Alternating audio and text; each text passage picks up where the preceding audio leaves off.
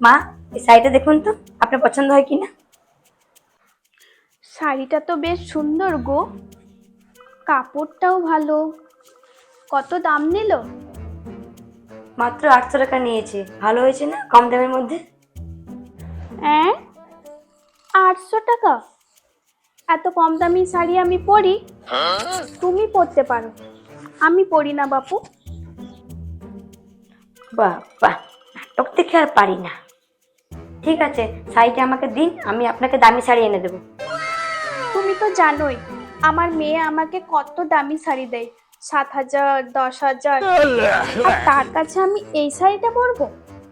ধরো নিয়ে যাও।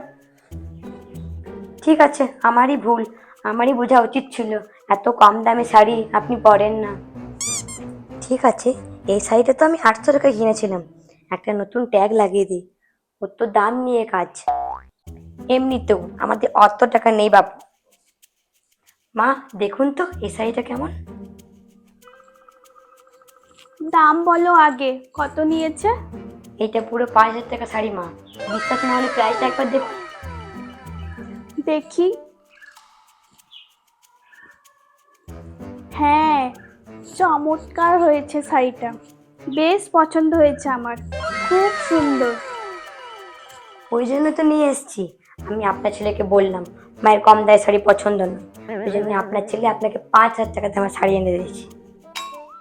তোমার পছন্দটা কিন্তু বেশ সুন্দর, শাড়িটা কত নরম, গায়ে আছে বলে মনেই হবে না।